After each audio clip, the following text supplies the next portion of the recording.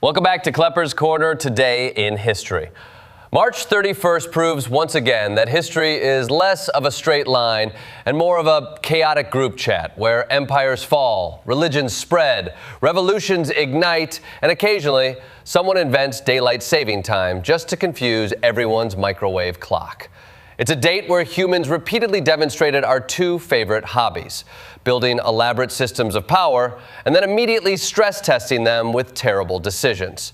Today we explore the moments when ambition, fear, greed, and technological curiosity all collided in spectacular fashion, reminding us that history is basically just consequences wearing vintage outfits. Segment 1. Empires push, people push back. History shows that the fastest way to start a revolution is to convince people you know better than them while also taxing them into oblivion, which is exactly what happened in 1282 with the Sicilian Vespers, when French rule became so unpopular that locals literally used pronunciation tests involving chickpeas to identify occupiers, proving that linguistic trivia can become life or death when empire management goes poorly. Fast forward to 1774, when Britain decided the Boston Port Act would teach colonists a lesson, which is historically similar to telling a teenager they are grounded forever and then acting surprised when they start planning independence.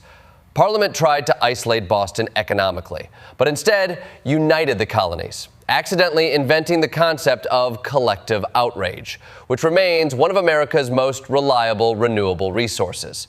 The lesson here is timeless. When leadership doubles down on punishment rather than persuasion, people respond by doubling down on rebellion. And suddenly, the empire that once controlled continents is arguing with farmers about tea. Segment 2. Religion, exploration, and the confidence of people who think they're right. In 1492, Ferdinand and Isabella signed the Alhambra Decree, expelling Jews from Spain in pursuit of religious uniformity, proving once again that whenever governments say they are acting for unity, it usually involves forcing someone to pack their bags.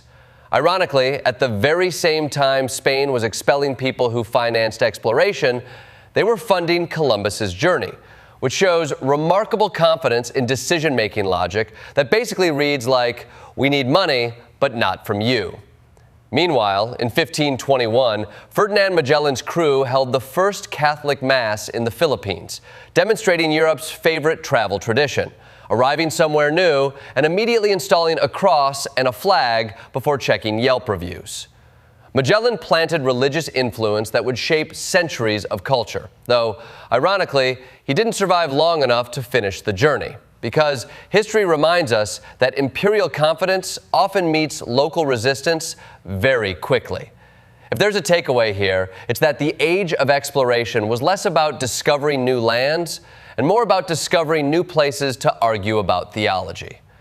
Segment 3. The fall of giants and the opening of doors. On March 31st, 1814, Paris fell to coalition forces, and Napoleon Bonaparte discovered that even the most dominant leaders eventually encounter the historical equivalent of a group project, where everyone finally says no. Napoleon, a man who spent years redrawing Europe like it was a whiteboard diagram, suddenly found himself abandoned by allies who decided they were done participating in his expansionist improv routine. His attempted suicide with expired poison is perhaps the most French possible outcome: dramatic, philosophical, and slightly ineffective. Meanwhile, in 1854, Commodore Matthew Perry forced Japan to sign the Treaty of Kanagawa by sailing intimidating steamships into Edo Bay, proving that diplomacy sometimes involves politely delivering a letter while parking battleships nearby like aggressive punctuation. Japan's rapid modernization following this forced opening demonstrates that global pressure can transform societies faster than a viral TikTok trend, except with more railroads and fewer dance challenges. Both events remind us that isolation rarely survives technological disruption, and the world tends to become interconnected whether leaders are ready or not. Segment 4. Engineering the modern world, one questionable decision at a time. The Eiffel Tower was inaugurated in 1889 and immediately criticized by artists who believe Paris deserves something more subtle than a giant iron skeleton dominating the skyline, which is, historically, the same reaction people have whenever someone builds a modern apartment complex next to a historic building. Today, it's beloved, proving that public opinion can evolve from outrage to souvenir keychains in about one generation. In 1918, the United States enacted daylight saving time, essentially proving that humans will attempt to control the sun itself if it might improve productivity by 3%. Farmers hated it because crops do not observe government mandates, which is probably the first time Congress learned that nature does not subscribe to policy updates. Then in 1933, Franklin Roosevelt created the Civilian Conservation Corps, putting unemployed Americans to work building infrastructure and planting trees, demonstrating that sometimes government programs actually do produce tangible results beyond press conferences. These events highlight humanity's ongoing quest to organize chaos, often by inventing new systems that future generations will argue about online. Segment 5. Politics, pop culture, and the reality that history never slows down. In 1968, Lyndon B. Johnson shocked the nation by announcing he would not seek re-election, proving that occasionally politicians do walk away from power, although usually only after everything has become deeply complicated and everyone is yelling. The Vietnam War had fractured public trust, showing that even powerful administrations cannot control narratives forever.